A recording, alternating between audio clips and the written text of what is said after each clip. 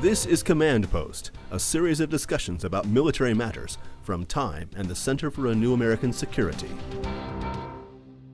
John, getting down a little more into the weeds, 10 years after 9/11, what did the U.S. military do to adjust to this new way of fighting war? What technologies, what training have they brought to the table that's changed them and made them so relevant to today's fight? Yeah, you've really seen, I think, an extraordinary learning process over the course of the last decade as a force that was not organized, designed, trained, or equipped to fight these wars.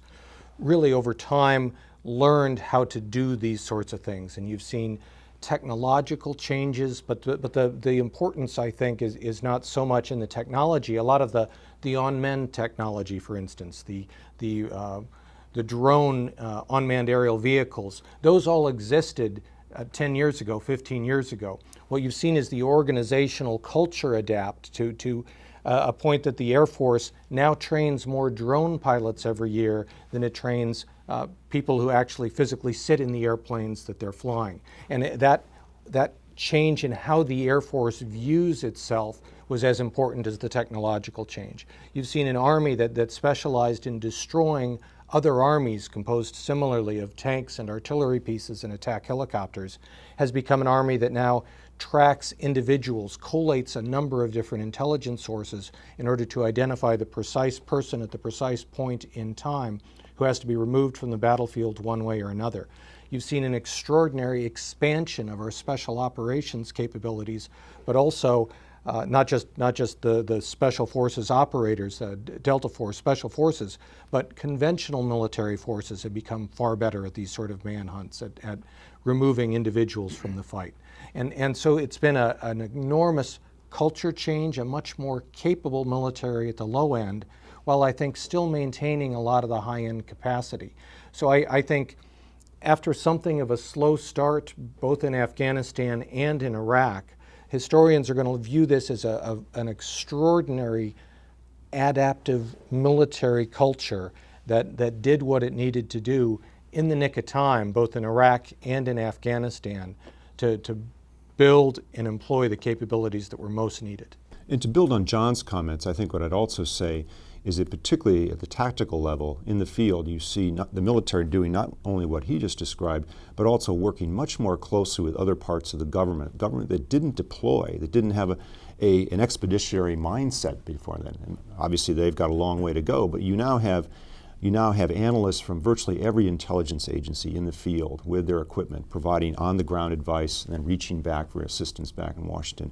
You've got diplomats working much more closely in the field, these things called PRTs, provincial reconstruction teams in both Iraq and Afghanistan, where you marry up the capabilities of diplomats and military before. Other agencies of the government, the Agriculture Department, the Treasury Department, having people in the field working on various aspects of both development and counterterrorism that you never would have seen before 9/11. The last shot between the military communities and the intelligence community, probably the most important, and you see it most vividly at the special operations level where it's really now seamless, where even in the raid on the house in Abbottabad, you had the JSOC commander, the military guy, but basically reporting to the CIA director overall. That would have just been unthinkable before 9/11. So you've broken down a lot of walls, a lot of barriers.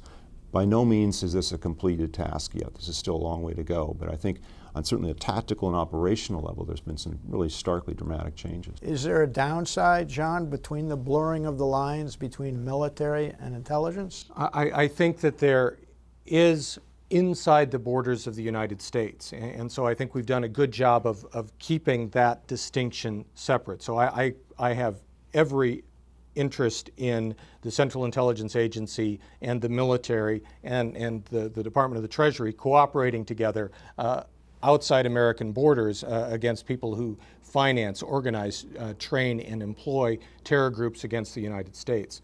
I think that we have to find ways to continue to preserve our civil liberties while understanding that increasingly these terror groups, which may be operating entirely outside the borders of the United States, may be relying upon servers that are located here inside this country. And that makes for some really interesting legal questions that I do think we're still just struggling to understand. And I'd agree with that, John, but I'd also point out, I think, what we're seeing now is on the ground, the reality outstripping the legal the legal process that exists right now. I think if you look today at the demands for surveillance inside the United States, you go down Lower Manhattan, it's completely covered with cameras, just as downtown London is. I don't think a whole lot of people, a whole lot of New Yorkers realize that very quietly NYPD has been setting up these kind of cameras basically as counterterrorism measures, but I don't think we've had this kind of full discussion in this country yet as they've had perhaps in Europe, and said we will agree to give up some of our civil liberties to kind of have this surveillance.